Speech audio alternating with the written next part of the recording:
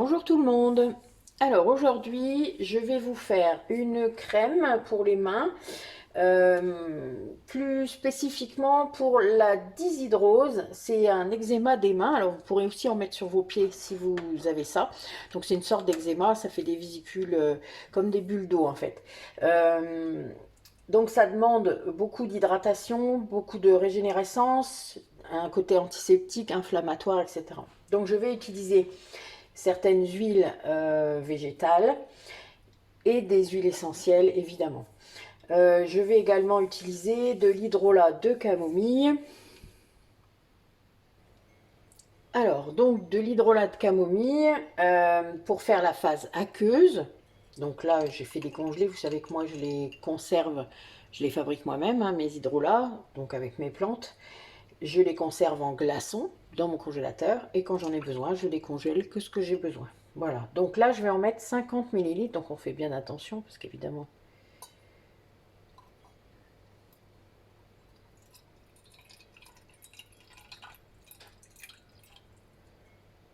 si on a trop, ça sera trop liquide.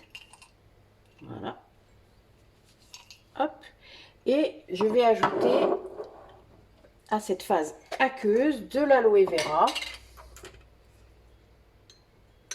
Je vais en mettre 8 millilitres.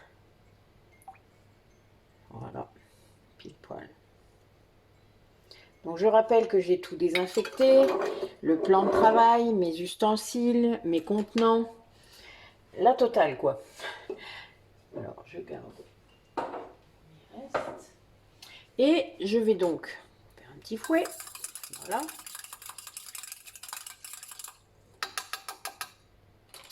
Et je vais mettre au bain-marie.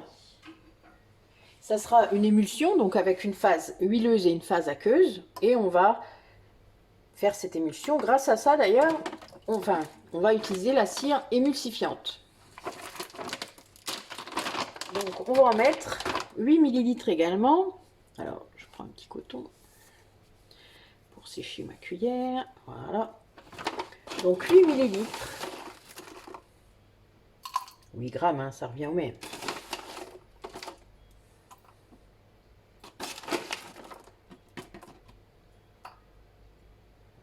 Trop. Voilà. Hop. Et là, on va mettre de l'huile. Donc, je vais mettre, je vous fais le total, 5, 15, 25, 25, 32, 33 millilitres d'huile. Donc là, je vais commencer par l'huile d'avocat. Je vais en mettre 18 millilitres. Elle est ultra nourrissante et régénératrice, hein, donc 18 millilitres.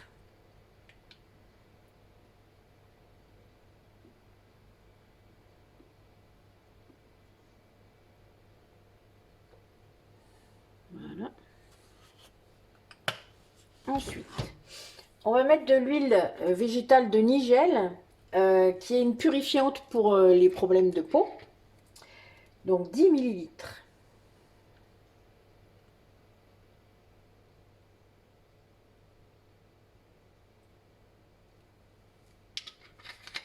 Voilà, il me reste un tout petit peu.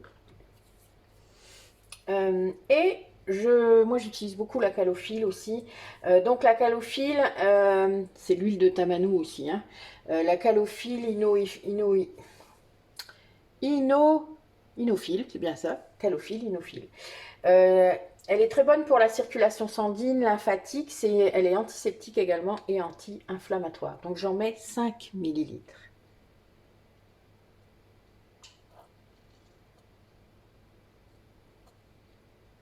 Voilà. Elle est un peu plus chère, donc c'est pour ça que j'en mets moins. Et donc voilà, là on va faire fondre ça. Et ensuite, il faut que les deux soient à la même température et on pourra faire notre émulsion. Donc moi en attendant, je vais ouvrir mes huiles essentielles. Donc je vais utiliser de la lavande aspic, qui est cicatrisante, exceptionnelle. Et c'est un antidouleur pour la peau. Donc qui est très bon. D'ailleurs, la lavande, vous le savez que vous pouvez l'utiliser pure hein, sur la peau. Même pour les bébés, à partir de 1 mois à peu près.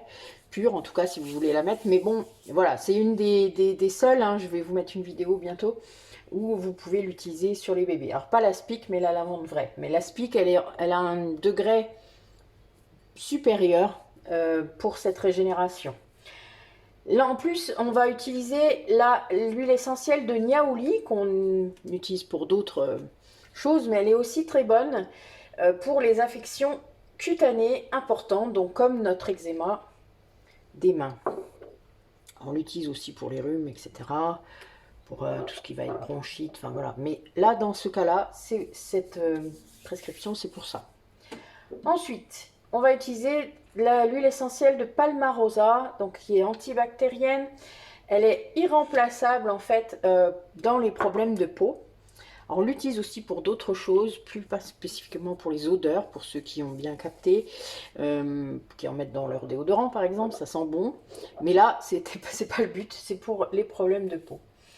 Ensuite, on va utiliser la camomille romaine, qui est un anti-démangeaison très important, un antidouleur, un anti-inflammatoire, et qui, par rapport à la dimension de l'eczéma, et nous intéresse fortement, qui a un effet calmant sur le système nerveux central, car vous savez que dans l'eczéma, il y a une dimension nerveuse, une dimension en tout cas émotionnelle aussi, et donc si on a quelque chose en plus qui calme à travers la peau votre système nerveux central, eh bien, ça fonctionne encore mieux.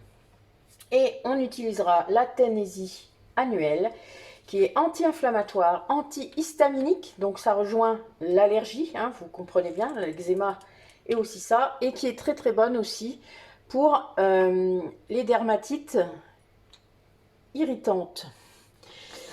Donc, et c'est bleu, alors faites attention, vous voyez, elle est bleue. Donc elle va nous donner sûrement une petite couleur, cette crème, on verra. C'est la première fois que j'en mets dedans, parce que je fais un baume eczéma. Si ça intéresse certains, il y a une vidéo, enfin vous chercherez dans la vidéo des baumes. Voilà, donc elle existe, mais c'est pas la même texture. Là c'est une crème, alors que l'autre c'est un baume. Hein. Donc on fait chauffer ses mains, on en met sur le baume et on en met sur l'eczéma. Là c'est pour que les mains puissent vraiment, vous voyez, une crème pour les mains. Et celle-là, là, que je fais, on la gardera au réfrigérateur.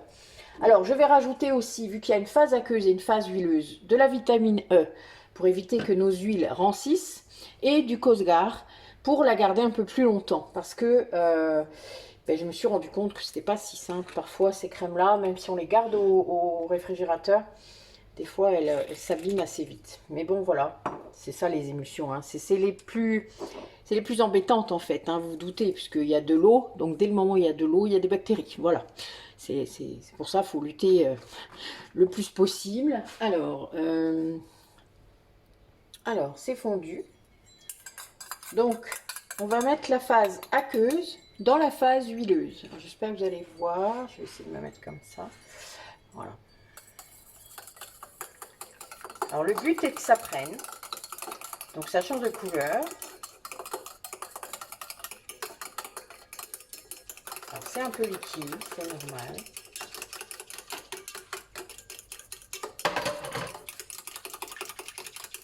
Donc là ça a pris. Donc on va mettre au congélateur, vous savez que je fais ça. Dans cette crème là en tout cas c'est l'idée. On met au congélateur le temps que ça prenne justement, donc le temps que ça refroidisse en fait. Donc il faut compter un petit quart d'heure. À tout à l'heure. Voilà, alors du coup ce qui peut être bien, c'est si vous le voulez, c'est remettre un peu moins d'hydrolat, histoire que vous soyez bien, enfin que vous en ayez pas de trop, voilà, sinon après ça sera trop liquide. Hein. Donc oui, vous pouvez mettre, au lieu de 50 millilitres, pardon, vous mettez 46 ou 45, voilà, et ça ira mieux. Alors maintenant, vous allez mettre 0,5 millilitres de chaque huile essentielle que je vous ai cité tout à l'heure.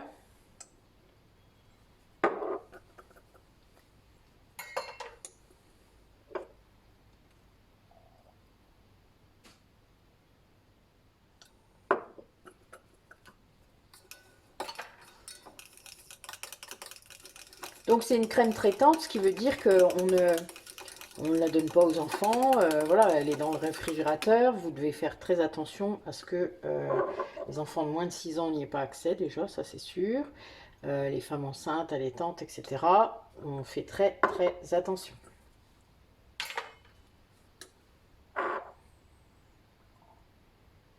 Donc oui, j'utilise des pipettes hein, pour ceux qui n'ont pas encore vu.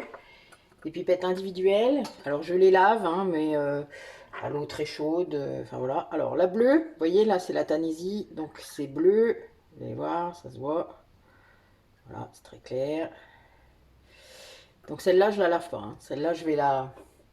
Quand il y a des couleurs comme ça très prononcées, il y a d'autres huiles essentielles qui font un peu la même chose. Voilà, je l'achèterai après. Alors elle va peut-être nous faire une crème bleue du coup. Oh, ce serait rigolo.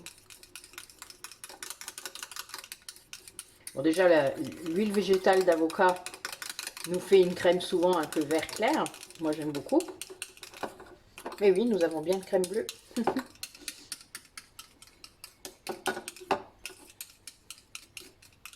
Bah écoutez, ça change un peu.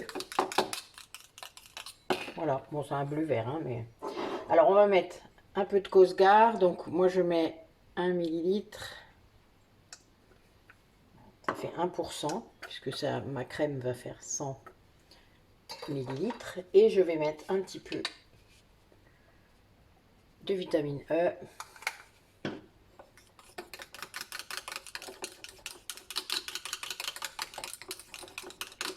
Bon, elle est encore un peu liquide, je vais la remettre au congélateur un petit peu.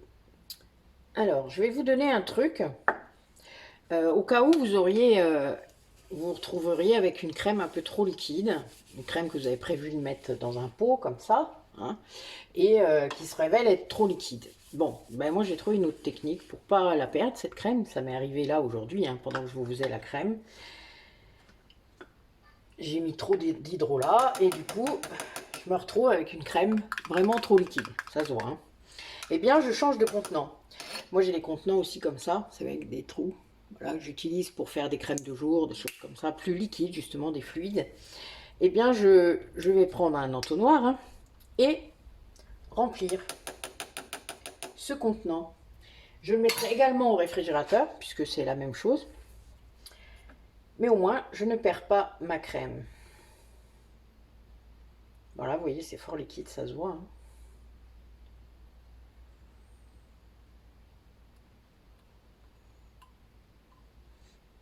Attention pas que ça ne déborde pas.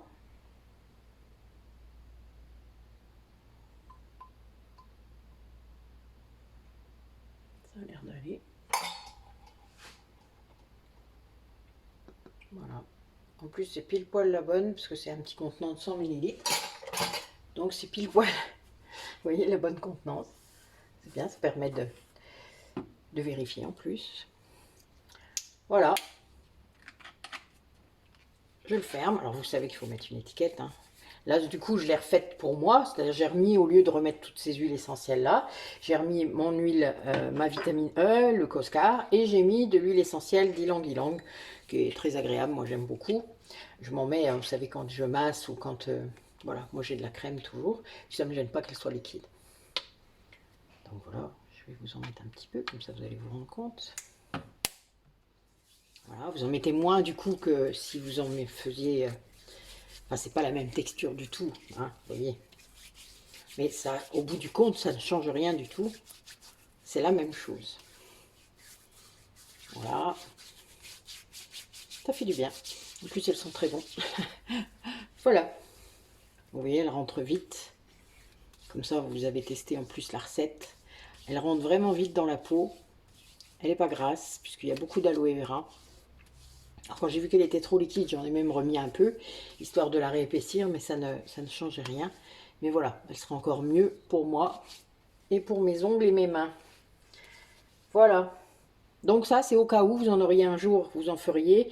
Elle est traitante de la même façon. Enfin voilà, vous pourriez faire tout à fait toutes les recettes de crème que j'ai pu vous donner. S'il y a un moment, il y a trop de phase aqueuse, et ça arrive des fois hein, quand on peut avoir la main un peu lourde, c'est pas grave. Mais au moins, voilà, vous avez une alternance. Voilà, une alternative, pardon. Désolée, j'utilise pas le bon mot. Alors on va aller voir ce que devient notre crème au congélateur, voir si elle a du temps. Ouais, un petit peu quand même. Ouais, je pense que si je vais la laisser encore quelques minutes, puis je reviens vers vous. Elle va se réépaissir un peu. Alors, bon, bah du coup, ma crème, elle est plus... Voilà, elle est un peu plus... comment dire, texturée que l'autre, hein, celle que je vous ai montrée, mais elle n'est pas encore assez pour que ce soit bien dans un pot. Donc je vais la mettre comme je viens de le faire, dans un autre contenant, comme ça. C'est semi-liquide, on va dire. Bon, on va y arriver, c'est pas un souci.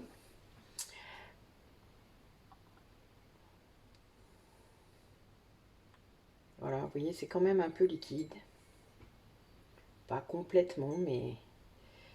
Donc c'est pas gênant que ce soit comme ça. Je vous l'ai montré. Hein. Là, ça va être un peu plus solide, mais du coup, ça sortira bien quand même du pot.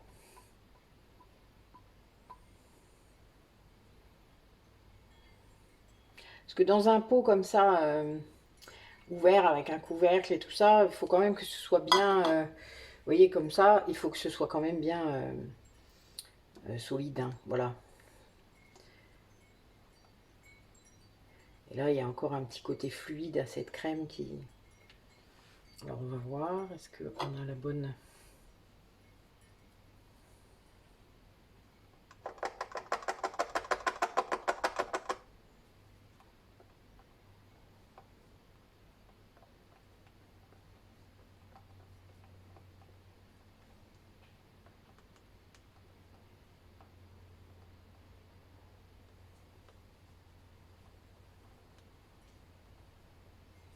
Voilà. Allez.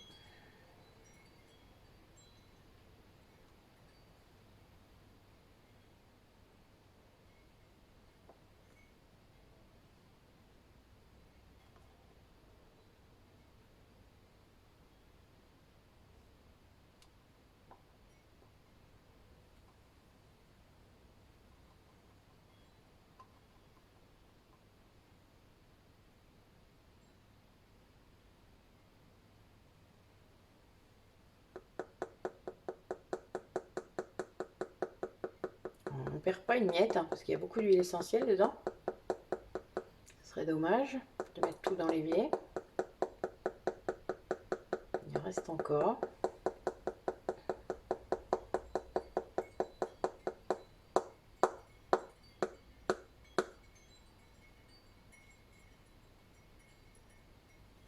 Voilà. Bon, il y en avait un peu moins, mais c'est pas très grave. Donc voilà.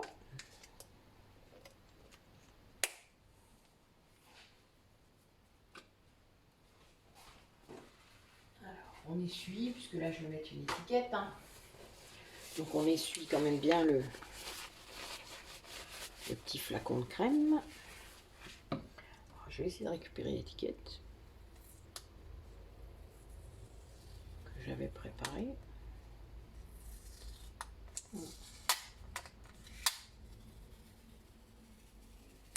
Oui, j'y suis arrivée.